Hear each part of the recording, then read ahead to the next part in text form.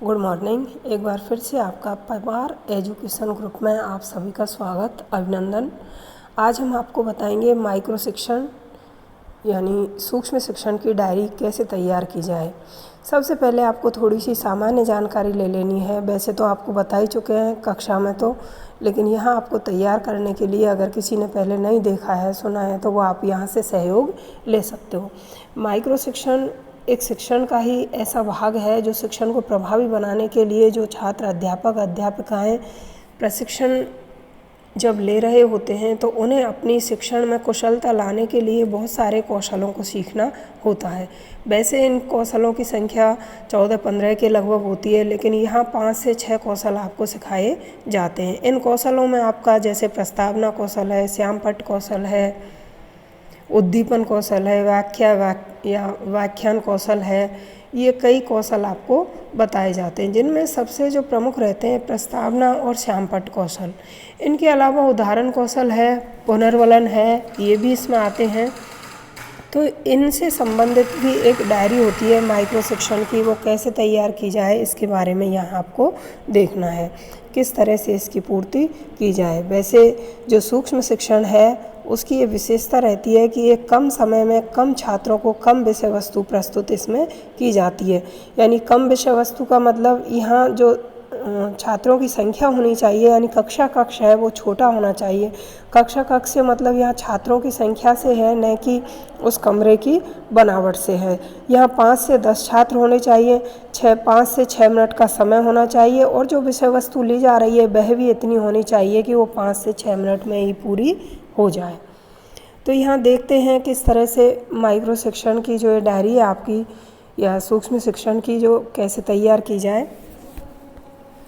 इसमें आपको शुरुआत में यहाँ आपकी जो डायरी के ऊपर आपके महाविद्यालय का नाम, आपका रोल नंबर, फादर्स नेम ये लिखे रहते हैं। ये आपका फर्स्ट पेज होता है, उस पर कई सारे जो कौशल हैं उनमें से कुछ मुख्य कौशल यहाँ दे रखे हैं। जैसे प्रस्तावना कौशल दे रखा है, प्रश्न कौशल दे रखा है, पुनर्वलन, इनके घटक भी दे रखे हैं। ये घटक भी आपको डायरी में लिखने होते हैं सभी। यहाँ देखिए, आप सबसे पहले देखोगे एक यहाँ उदाहरण के तौर पर प्रस्तुत किया गया है, और उदाहरण में भी यहाँ लिया है प्रस्तावना कौशल। अब ये कौशल आपको कितने कितने बनाने हैं, तो यहाँ आपको 12 कौशलों के लिए इसमें जगह दे रखी है। तो आप यहाँ एक विषय के 6 कौशल आप यहाँ ले सकते हो, फिर दूसरे विषय के आप 6 कौशल। इन 6 कौशलों में आपको कौन कौन से कौशल लेने हैं उसमें आपको आगे यहाँ देखने में आएंगे। तो यहाँ देखिए, जैसे प्रस्तावना कौशल पहले दे रखा है, तो प्रस्तावना कौशल होता क्या है इसके बारे में पूर्व में भी आपको बता दिया, लेकिन फिर से एक बार बोल देती हूँ। ये प्रस्तावना जो कौशल है पूर्व ज्ञान को नए ज्ञान से जोड़ने का कार्य करती है। जिस विषय वस्तु को हम प्रस्तुत करने जा रहे हैं उसे हम डायरेक्ट शुरू न करके पहले विद्यार्थी के पूर्व ज्ञान को परखा जाए, जांचा जाए कि उन्हें कितनी जानकारी है। जिस विषय वस्तु को प्रस्तुत करने जा रहे हैं उसके बारे में उन्हें थोड़ी बहुत सामान्य जानकारी है या नहीं। तो जो प्रस्तावना कौशल होता है इसमें प्रश्नों की संख्या 5 से 6 होनी चाहिए। कई बार 7 भी दिखा देते हैं और कई बार 4 से 5 भी रख लेते हैं। तो सामान्य औसत उसमें जो अच्छी प्रस्तावना मानी गई है उसमें प्रश्नों की संख्या 5 होनी चाहिए। प्रश्न जो प्रस्तुत किए जा रहे हैं वो उस विषय वस्तु यानी टॉपिक या प्रकरण से संबंधित हो। इसके अलावा प्रस्तावना जो आपके द्वारा बनाई जा रही है वो क्रमबद्धता से हो, यानी प्रश्नों का जो क्रम है वो उसी तरह से आपको, जैसे आपने अपनी डायरी में बना रखा है वैसे ही वहाँ भी कक्षा में भी पूछना है। दूसरी बात आती है तारतम्यता। पहला जो आपने प्रश्न पूछा है उसके उत्तर से आपको अगला प्रश्न शुरू करना है, कहीं ना कहीं उससे जोड़ के आपको आगे बढ़ना है। तो यानी तारतम्यता का होना भी ज़रूरी हो। प्रश्न ज़्यादा घुमा फिरा के न पूछे जाएं, स्पष्ट, और उसकी जो पूछने का तरीका है अगर ज़्यादा बड़े उसमें है तो उसे छोटे छोटे खंडों के माध्यम से आप अपने शब्द प्रस्तुत कर सकते हैं। जो वाक्यांश आपने लिए हैं कहीं दिक्कत आए, कहने का मतलब ये है कि आप विद्यार्थी के अनुसार, वर्तमान जो शिक्षा प्रणाली है वो विद्यार्थी केंद्रित है, तो उसका जो स्तर है वो जितना सीख सकता है, जितना वो जवाब दे सकता है, उसकी जो क्षमता है उसके आधार को ध्यान में रखते हुए आपको आगे बढ़ना है। और विद्यार्थी के पूर्व ज्ञान के आधार पर ही ये प्रस्तावना तैयार की जाती है। तो यहाँ प्रस्तावना कौशल में आपको कैसे क्या करना है ये देखिए। अब यहाँ देखना है आपको, सबसे पहले ऊपर डाल देना है आपका जो भी अध्यापन कौशल है। जैसे इसमें दे रखा है प्रस्तावना कौशल, यहाँ विषय का नाम भी दे रखा है, ये देखिए रसायन विज्ञान यानी जनरल साइंस का है। कौन सा प्रकरण या टॉपिक है तो वो भी दे रखा है यहाँ।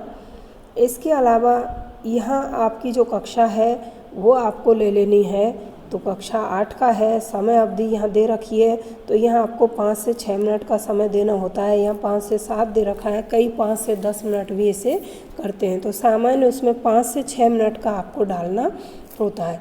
यहाँ देखिए आपकी डायरी में ये खाली पेज होगा, उसमें आपको इस तरह से एक प्रोफार्मा तैयार करना है, जिसमें आपको 3 चीज़ें यहाँ दर्शानी होंगी। एक तो आपको क्रम संख्या के लिए खींच लेनी है, जैसे ये आपका प्रोफार्मा यहाँ बनाने के लिए दे दिया है, जिसमें पहला आपका क्रम संख्या का हो गया, दूसरा आपका छात्र अध्यापिका या छात्र अध्यापक कथन के लिए, और तीसरा छात्र छात्रा क्रिया के लिए यहाँ आपका दे दिया गया है। तो इस तरह से यहाँ आप खींच लोगे अपने उसमें। आप ब्लैक पेन यूज कर सकते हो, ग्रीन और रेड पेन से आपको बचना है। यहाँ हालांकि डाल दिया है, तो इस तरह से ये आपको मिटा के मैं बताती हूँ दोबारा से। यहाँ देखिए प्रस्तावना पूछी गई है बच्चों से, इसमें आपको देख लेना है कि किस तरह से बनाई गई है। बच्चों से पहला प्रश्न किया जा रहा है, बच्चों आपने बर्फ़ को देखा है, उसको उसकी जो अवस्था है वो कौन सी अवस्था होती है। तो किसी बच्चे ने जवाब दिया है ठोस अवस्था है। अब देखिए यहाँ बर्फ़ को गर्म करने पर वो ठोस अवस्था से कौन सी अवस्था में परिवर्तित हो जाती है। तो यहाँ ठोस अवस्था को आपको इसके साथ अवश्य लेना है। यहाँ चाहे इसने नहीं जोड़ा है, लेकिन आपको ध्यान रखना है। तो इस तरह से ये क्रमबद्धता से आपके पूछे जाएंगे। जब आपके 5 प्रश्न पूछे जाएं, जो अंतिम प्रश्न होगा समस्यात्मक होगा, और बाद में आप उद्देश्य कथन की घोषणा करोगे। उद्देश्य कथन से मतलब आपको अपने टॉपिक की घोषणा करनी है। अब इससे पूर्व मान लीजिए आप कक्षा में जैसे पढ़ाते हो, जानकारी आपको नहीं है, यहाँ केवल डायरी भरने की बात आती है, लेकिन अगर आपको जानना है कि कक्षा में कैसे प्रस्तुतिकरण किया जाए प्रस्तावना कौशल का, तो आपको उसमें सबसे पहले जो बोर्ड एंट्री है वो कर देनी है। सारा कुछ आपको वहाँ दे देना है, कक्षा कालांश, केवल प्रकरण आपको नहीं लिखना है। प्रकरण आपको प्रस्तावना पूछने के बाद जब आप उद्देश्य कथन की घोषणा कर देते हो, उसके बाद बोर्ड पे लिखना होता है। तो आपको इसकी जानकारी भी होनी चाहिए कि आपको डायरेक्ट जाते ही अपना कथन वहाँ नहीं लिख देना है। आप जो पढ़ाने जा रहे हो वो विषय वस्तु आपको नहीं लिखनी है प्रस्तावना कौशल में। बाकी अन्य कौशलों के अलग बात है, उसमें आप कैसे करते हो उसके लिए अन्य उसमें जानेंगे। तो यहाँ ये प्रस्तावना पूछी गई है। इसके बाद आप देख सकते हो दूसरा जो पेज होता है, यहाँ आपकी अवलोकन सारणी होती है, जिसमें आपको घटक लिख देने हैं। जो आगे पेज में आपको दे रखे हैं आप वहाँ से लिख सकते हो, या आपकी डायरी में लिखे हुए हैं तो अच्छी बात है। ये जो सारणी दी गई है इसमें आपको कुछ नहीं करना है, ये आपके जो पर्यवेक्षक हैं उसके द्वारा इसमें टिक लगाए जाते हैं कि आपका जो है शिक्षण कार्य वो कैसा रहा। तो यहाँ छोटे से सिर्फ किसी एक कौशल के लिए बस ये छोटे से 2 पेज का क्या 1 पेज का ही काम है, जो आपको बहुत ही सफाई से करना है, प्रभावी तरीके से अपनी डायरी बनानी है। तो ये आपका एक उदाहरण हो गया। अगला उदाहरण आप देख सकते हो, ये भी आपका सामान्य विज्ञान जानकारी से संबंधित है। अगला देखिए, इसके घटक दे रखे हैं। इसके बाद आपका और एक विज्ञान शिक्षण का ही है। तो आप इन उदाहरणों को देख सकते हो। अब बात आती है, प्रस्तावना तो आपका हो गया, अब यहाँ बात आती है प्रश्न कौशल की। प्रश्न कौशल कैसे तैयार किया जाए। जैसे हमने प्रस्तावना में बताया कि वहाँ प्रश्नों की जो संख्या है वो 4 से 5 आपको करनी है, या 5 से 6, अधिकतम 7। लेकिन आपको 5 प्रश्न ही आपकी डायरी में व्यवस्थित तरीके से अच्छे से लिखने हैं। अब प्रश्न कौशल की अगर बात आए तो यहाँ प्रश्नों की संख्या आप 10 तक रखोगे। प्रश्न कौशल जब आप तैयार करते हो तो आपकी बाध्यता रहती है कि आप विषय वस्तु से संबंधित प्रश्न पूछें। तारतम्यता या क्रमबद्धता तो होनी ही चाहिए, लेकिन तारतम्यता की बाध्यता यहाँ नहीं रहेगी। ऐसी बाध्यता नहीं रहेगी कि जो पहले प्रश्न का उत्तर आया उसी से आपको अगला प्रश्न शुरू करना है, ऐसा यहाँ नहीं है। लेकिन थोड़ा सा आपको ध्यान रखना है कि क्रम, मान लीजिए किसी की जीवनी पढ़ा रहे हो, किसी के बारे में परिचय दे रहे हो, तो सबसे पहले उसका जन्म बताएं, उसके बाद उसका पालन पोषण, कहाँ रहन सहन, शिक्षा दीक्षा कैसे हुई, उसके बाद उसकी मरने की बात बताएं। ऐसे नहीं कि जन्म मरण उसके बाद आप उसकी अन्य जानकारियां बीच में शामिल करें, तो उसका आपको ज़रूर ध्यान रखना है। तो प्रश्न कौशल भी विषय वस्तु से संबंधित प्रश्न छोटे छोटे हों, प्रश्न रुचिकर हों, स्पष्ट तरीके से पूछे गए हों, तो ये सारी बातें तो आपको घटक में मिल जाएंगी जो बातें मेरे द्वारा बताई जा रही हैं। तो यहाँ आपको प्रश्न कौशल इस तरह से बनाना है, जिसमें आपको 3 ये जो बना रखा है डायग्राम, इसमें सबसे पहले क्रम संख्या का बनाना है, उसके बाद छात्र अध्यापक या छात्र अध्यापिका क्रियाओं का होगा, उसके बाद छात्र छात्रा क्रियाएँ होंगी।